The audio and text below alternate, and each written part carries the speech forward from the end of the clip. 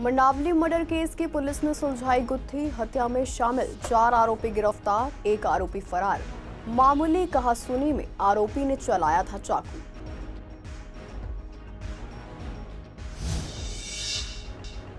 हड़ताल के दौरान काकाडूमा कोर्ट के वकील की मौत। 6 दिन से प्रोटेस्ट में शामिल थे वकील रविंदर शर्मा। पोस्टमार्टम के बाद परिजनों को सौंपा गया शव।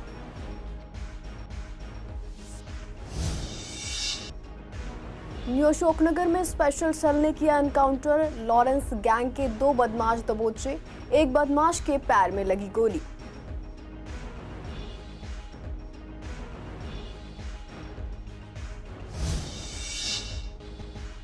वैष्णो देवी हादसे के बाद लोगों में है डर का माहौल। लोगों ने कहा बारिश के समय यात्रा करना नहीं है सुरक्षित। ट्रैवल एजेंट ने कहा लोग बुकिंग कर रहे हैं कैंसिल।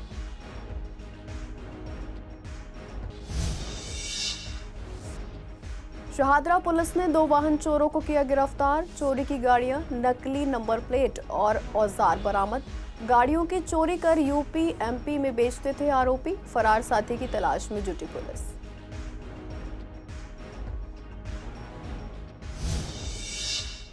नमस्कार, आप देख रहे हैं सीसीएन डिजिटल। मैं हूं आपके साथ शिवानी तिवारी। स्वागत है आपका हमारे खास कार्यक्रम पूर्वी दिल्ली खास में। बुलेटिन की शुरुआत करते हैं कुछ खास खबरों के साथ। मंडावली थाना इलाके में गणपति पंडाल के पीछे चाकू से गोदकर की गई युवक की हत्या की गुत्थी पुलिस ने सुलझा ली है। पुलिस ने हत्या में शामिल 4 आरोपियों को गिरफ्तार किया है।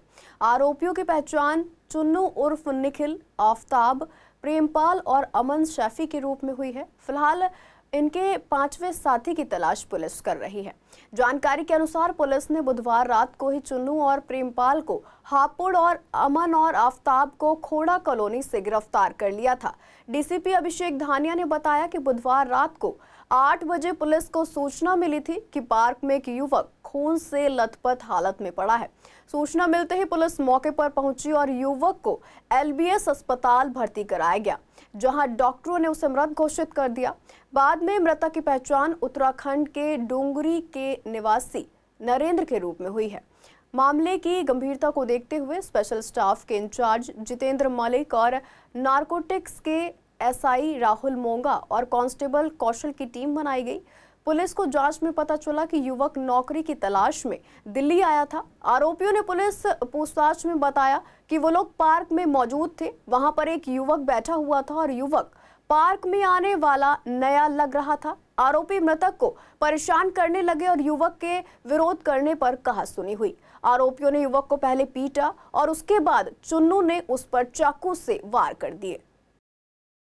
8 बजे हमें एक पीसीआर कॉल मिलती है जो कि राजेंद्र पार्क, वेस्ट विनोद नगर, थाना मंडावली क्षेत्र के अंतर्गत आता है।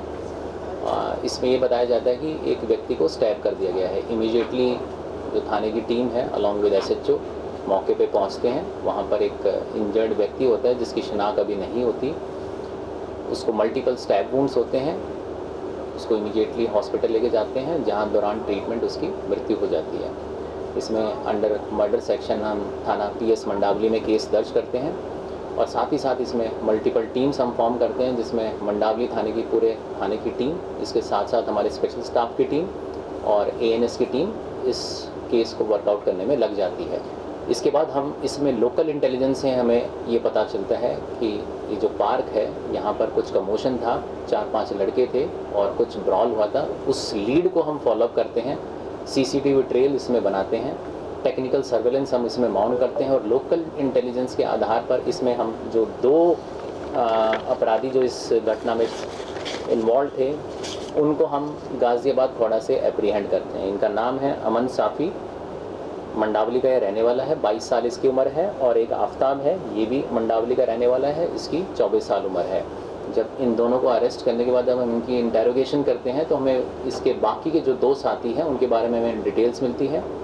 4 घंटे हमारा एक चेज़ चलता है जिसमें हमारी ऑपरेशनल टीम इन दोनों को चेज़ करती है और फाइनली इनमें से जो बाकी के 2 अपराधी थे जिनका नाम है चुन्नू एलियास निखिल बोरा, ये 24 साल इसकी उम्र है, शकरपुर का रहने वाला है, और प्रेम कुमार जो कि वेस्ट विनोद नगर का है, 20 साल इसकी उम्र है। इन दोनों को हम हापुड़ में इंटरसेप्ट करके इनको भी वहाँ से अरेस्ट करते हैं। आज भी ककडुमा कोर्ट में वकीलों की हड़ताल लगातार जारी रही, जिसकी वजह से कामकाज ठप रहा। ऐसे में हैरानी की बात यह है कि हड़ताल के बीच आज संगीन हालत में एक वकील की मृत्यु हो गई। वकील की पहचान रविंदर शर्मा के रूप में हुई है, जो ककडुमा कोर्ट में ही वकालत करता था और विश्वास नगर में रहता था। ककडुमा बार एसोसिएशन के मेंबर ने बताया कि वकील प्रोटेस्ट में लगातार 6 दिनों से विरोध कर रहा था। फिलहाल अनुमान ये लगाया जा रहा है कि वकील की मृत्यु हार्ट अटैक से हुई है। पोस्टमार्टम करके शव को परिजनों को सौंप दिया गया है। ऐसे में आज भी वकीलों की हड़ताल की वजह से कामकाज पूरी तरह से ठप रहा। हमारे संवाददाता ने कोर्ट में आए हुए लोगों से बात की तो लोगों का कहना है कि विवाद के चलते जनता को काफी नुकसान हो रहा है।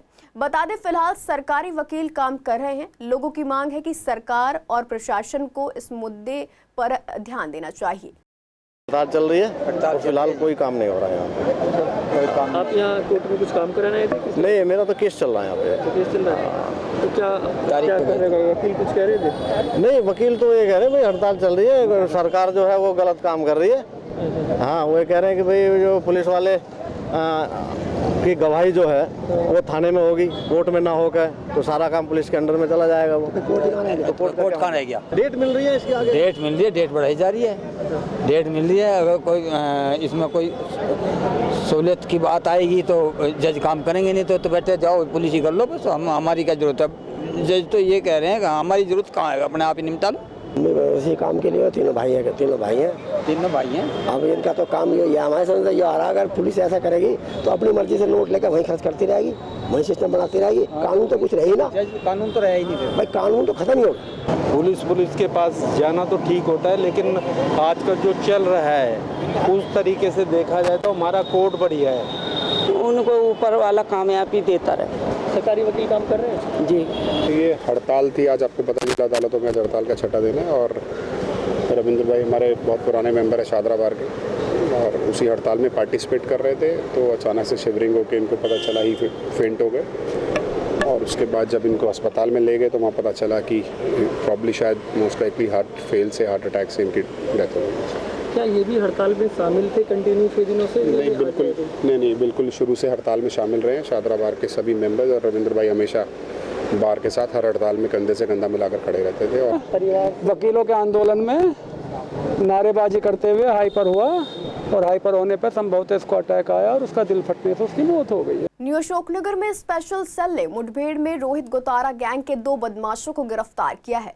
एक बदमाश के पैर में गोली लगी। एक बदमाश का नाम कार्तिक जाखड़ और दूसरे का नाम कविश है। इन दोनों बदमाशों का यूएस में बैठे गैंगस्टर हैरी बॉक्सर से जुड़े हैं, जिनके खिलाफ आधा दर्जन से ज्यादा मामले दर्ज हैं। जानकारी के मुताबिक स्पेशल सेल को उनके न्यू अशोकनगर इलाके में आने की सूचना मिली, जिसके बाद स्पेशल सेल की टीम ने जाल बिछाया और इन्हें पकड़ने की कोशिश की, लेकिन उन्होंने पुलिस टीम पर फायर किया, जिसके जवाब में पुलिस ने एक बदमाश के पैर में गोली मारकर इन्हें काबू किया। उत्तर पश्चिमी दिल्ली जिला पुलिस ने केशवपुरम इलाके में मुठभेड़ के बाद गलाघोटू गिरोह के 2 बदमाशों को गिरफ्तार कर लिया। बदमाश राजू उर्फ अजय उर्फ कंगारू के दाहिने पैर के घुटने के नीचे गोली लगी है। उसे इलाज के लिए दीपचंद बंधु अस्पताल में भर्ती कराया गया है। उसके साथ मौजूद बदमाश रवि उर्फ गोटिया को भी गिरफ्तार कर लिया गया है। राजू पर 12 जबकि आरोपी रवि पर चोरी, आर्म्स एक्ट, एनडीपीएस एक्ट, डकैती, छीना झपटी और सेंधमारी के 7 मामले दर्ज हैं।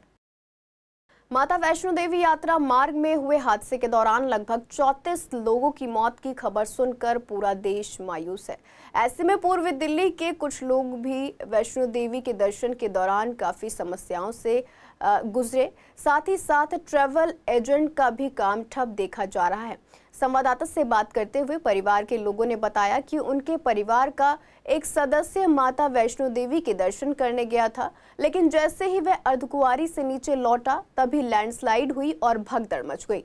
एक परिवार ने कहा कि मूसलाधार बारिश से वहां पर पहाड़ों का खिसकना आम बात है, लेकिन इस बार माता की कृपा नहीं है। ट्रैवल एजेंट ने कहा कि लोग बुकिंग कैंसिल कर रहे हैं, लोगों में डर है कि वहां पर परिस्थितियां क्या होंगी। ऐसे ही एक परिवार ने कहा कि सरकार का यह निर्णय बहुत अच्छा है कि ट्रेनों को कटरा तक नहीं जाने दिया जा रहा। अभी ये जो नेचर कॉल चल रहा है। नेचर की वजह से जब लैंडस्लाइडिंग और पत्थर गिरना, ये सब चीज़ें जो घटनाएं हो रही हैं देश के अंदर, बड़ा ही दुख का माहौल है। चारों तरफ पहाड़ों पर लैंडस्लाइड की वजह से जनजीवन अस्त व्यस्त हो गया है। अभी हाल फिलहाल में ही वहाँ वैष्णो देवी में लैंडस्लाइड हुई है। वहाँ पर मेरे रिश्तेदार, मेरे कज़न थे, वो जैसे ही वहाँ से निकले हैं और उसके बाद वहाँ अर्धकुंवारी पर लैंडस्लाइड हुआ है। वह तो सकुशल वापस आ गए हैं माँ की कृपा से, परंतु वहाँ पर बहुत लोगों ने अपनी जान गंवाई है, काफ़ी लोग घायल हुए हैं, काफ़ी मतलब डर का माहौल बना हुआ है। कंटिन्यूसली बारिश वहाँ पर चल रही है और बारिश की वजह से पानी जो है वो नीचे की तरफ बहता हुआ आ रहा है, तो काफ़ी ज़मीन खिसकना, पहाड़ों पे से ऊपर पत्थर गिरना, बड़े बड़े पत्थर भी आ रहे हैं, पेड़ वगैरह भी टूट के गिर रहे हैं, जिस वजह से लोगों में मतलब यात्रा करते हुए डर का माहौल बना हुआ। भैया बड़ा अफसोस हुआ, हमारे पड़ोस में से कोई गया था, उन्होंने आके बताया कि वहाँ पर ऐसे ऐसे पहाड़ गिर गए हैं, 32 लोगों की मौत हो गई है। हमें बड़ा दुख हुआ। हम खुद जाने की सोच रहे थे माता रानी की, लेकिन कोई कृपा हो गई जो हम वहाँ पर जाने से रह गए। हाँ जी सर, पानी बह रहा है, पहाड़ जगह जगह गिरे हुए हैं, रास्ते सारे जाम हो गए हैं, लोगों का रो के बहुत बुरा हाल हो रहा है।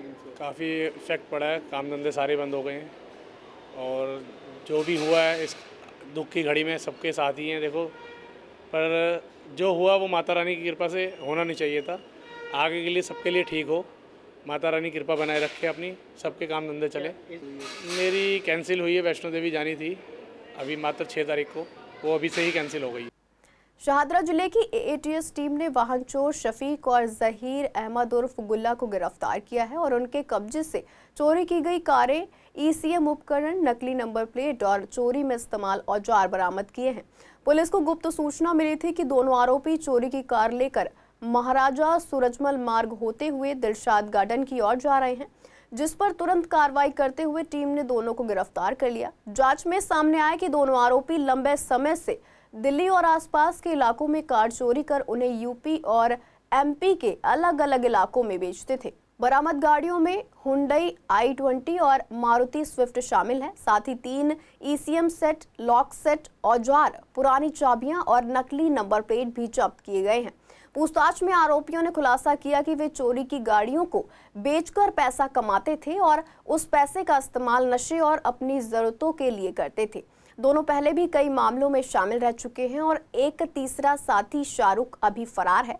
पुलिस का कहना है कि और भी बरामदगी और गिरफ्तारियां जल्द की जाएगी। शाहदरा जिले के ATS team, anti auto theft squad को एक बड़ी सफलता मिली है। इन लोग ने ऑटो लिफ्टर्स के एक गैंग को रिसेंटली बस्ट किया है। ये ऑटो लिफ्टर गैंग केवल 4 पहिया गाड़ियाँ, कार्स को ही टारगेट करता था और इनको जाल बिछाकर एटीएस की टीम ने विवेक विहार एरिया में एक व्यक्ति शफीक जिसकी उम्र 54 वर्ष है और एक व्यक्ति अहमद उर्फ गुल्ला जिसकी उम्र 42 वर्ष है, इन लोगों को पकड़ा और इनसे एक हुंडई i20 कार बरामद हुई जो ज्योति नगर थाना क्षेत्र नॉर्थ ईस्ट डिस्ट्रिक्ट में पड़ता है। ये उस जगह से ये गाड़ी चोरी थी, वो बरामद करी और आगे इनकी निशानदेही पर एक स्विफ्ट कार मिली जो यहाँ शाहदरा थाने से चोरी थी। इसके अलावा इन ऑटो लिफ्टर्स से हम लोगों को ईसीएम सेट, जिसको गाड़ी का हार्ट बोला जाता है, वो लॉक सेट्स, चोरी करने के लिए तरह तरह की चाबियाँ,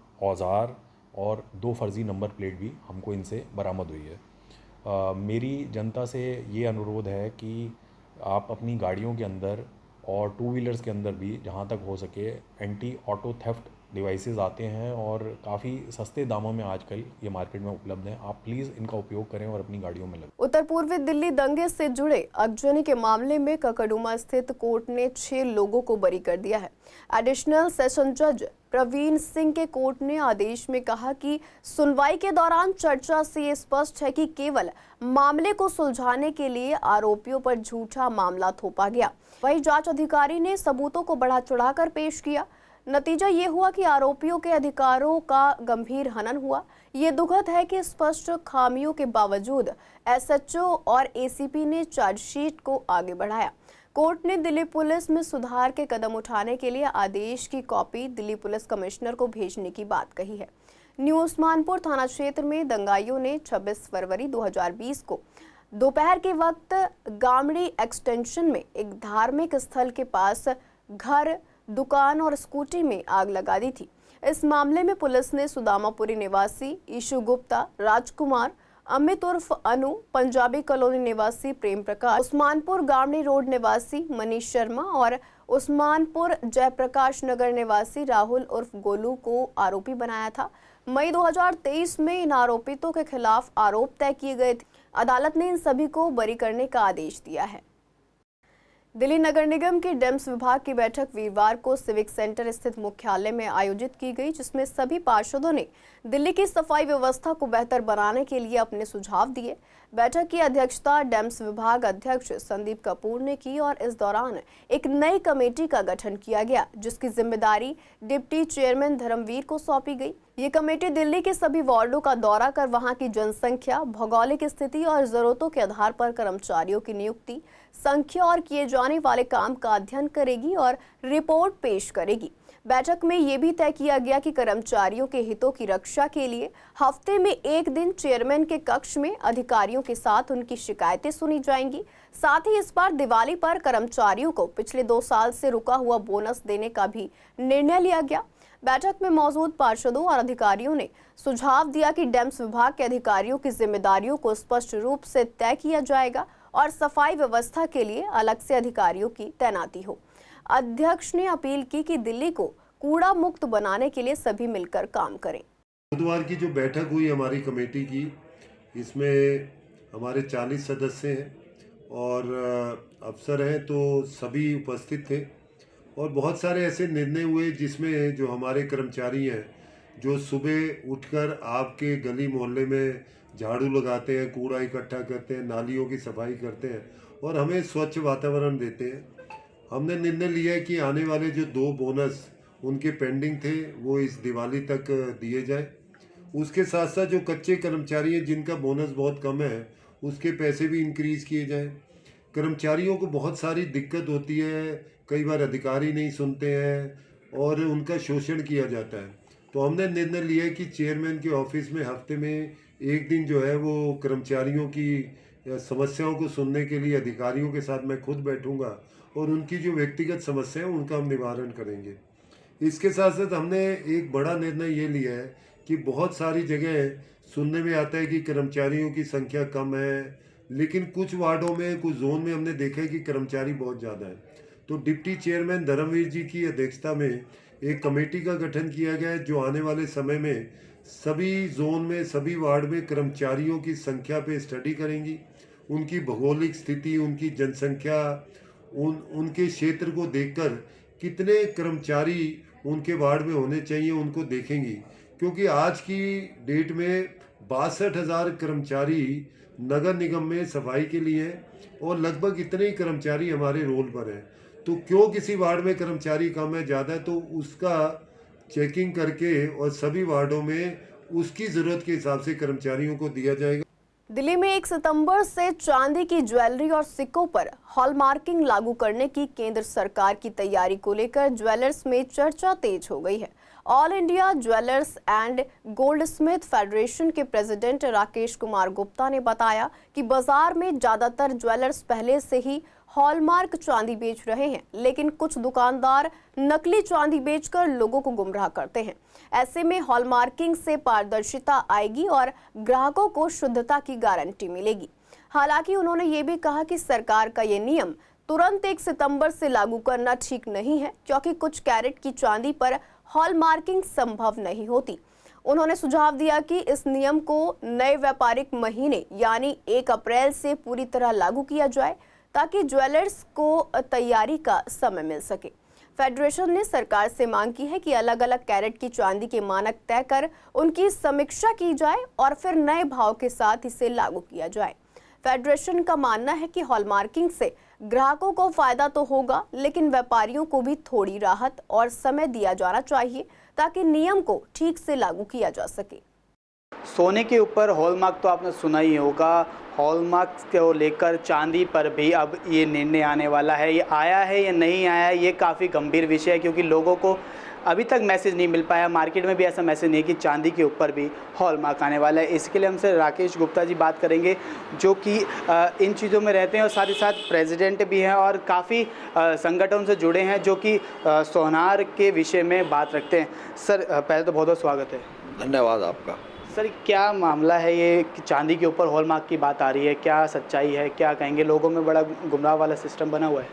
ऐसा है, ये बहुत भ्रम की स्थिति है। चांदी पर अभी मैंडेटरी हॉलमार्किंग नहीं करी है गवर्नमेंट ने, BIS ने। अभी सिर्फ 1 सितंबर 2025 से जो लोग चांदी का हॉलमार्क सामान ऑलरेडी बेचते थे वो अब HUID होगा अनिवार्य। 1 सितंबर 2025 से जैसे सोने पर HUID है ना, 6 अंकों वाला मार्क आएगा आइडेंटिफिकेशन समेत। 1 सितंबर 2025 से 4 नंबर वाला हॉलमार्क सामान इनवैलिड हो जाएगा। बाकी चांदी जितनी बेचनी हो, जैसी बेचनी हो, कोई ज़रूरत नहीं है, किसी को भी परेशान होने की ज़रूरत नहीं है। जैसे पहले चल रहा था वैसे ही चलेगा। लेकिन सर कहीं ना कहीं इस गुमराह के चक्कर में लोगों में ये संदेह रहेगा कि हमें असली चांदी मिल रही है नहीं मिल रही है। काफ़ी लोग घबराएंगे चांदी खरीदने की, हॉलमार्क का साइन नहीं है, लेकिन वो आप स्पष्ट कर रहे हैं कि किसी में आएगा। तो उसमें क्या कहना चाहेंगे, लोगों को गुमराह होने की ज़रूरत है या नहीं? लोगों को वैसे गुमराह होने की ज़रूरत नहीं, लेकिन मेरी अपनी दुकानदार भाइयों से एक अपील है। वैसे मैं आपकी जानकारी के लिए बता दूं, BIS ने अपना सॉफ्टवेयर अपडेट कर रखा है। गवर्नमेंट ऑफ इंडिया से हरी झंडी मिलते ही चांदी पर भी अनिवार्य हॉलमार्किंग शुरू होने वाली है। ये ज़्यादा से ज़्यादा 1 अप्रैल 2026 से लागू हो जाएगी। फ़िलहाल हमने उनसे जो बात करी है ये मेरे हाथ में है। मैं अभी ये BIS हेडक्वार्टर पे मिस चित्रा गुप्ता से मेरी बात हुई थी, जो सेंट्रल इंडिया के हेड है। उन्होंने दिया है, उसमें सब कुछ रिटर्न में लिखा है। अभी उन्होंने सोने की तरह उसमें 6 कैटेगरी करी है, 800, 900, 925, 833 और 999। हम ये चाहते हैं कि वो 835, 925 और सिक्कों पर 999 की हॉलमार्किंग अनिवार्य करें। लोगों को भ्रम में नहीं आना है, क्योंकि सभी दुकानदार अपना जो माल, जो चांदी के सिक्के हैं या चांदी की ज्वेलरी है, वो पूरी तरह से ठीक तरीके की बेच रहे हैं और वो बेचते रहेंगे। सरकार कुछ परिवर्तन करना चाहती है, लेकिन उसमें थोड़ा समय अभी लग सकता है। बाकी जो मार्केट एसोसिएशन को दिक्कत आने वाली है उसकी रिटर्न कॉपी मार्केट एसोसिएशन ने अपने डिपार्टमेंट को दी है ताकि वो चीज़ों को सॉल्व करे। वीडियो जर्नलिस्ट ललित कुमार के साथ विवेक पठानिया, CCN दिल्ली।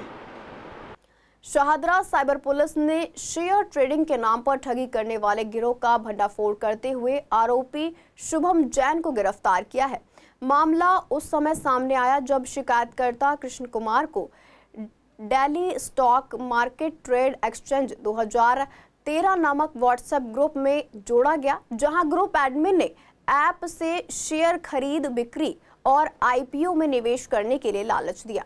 शुरुआत में शिकायतकर्ता को नकली लाभ दिखाकर विश्वास दिलाया गया और बाद में 5 लाख रुपए की ठगी की गई। जांच के दौरान पुलिस को पता चला कि ठगी की रकम शुभम जैन के नाम से खोले गए IDFC बैंक खाते में जमा हुई। पूछताछ में आरोपी ने बताया कि उसके पुराने दोस्त ने उसे बैंक खाता और किट देने को कहा था, बदले में उसने कर्ज चुकाने का दबाव बनाया। आरोपी के खाते से 2 महीने में लगभग 1 करोड़ 17 लाख रुपए का लेन देन पाया गया।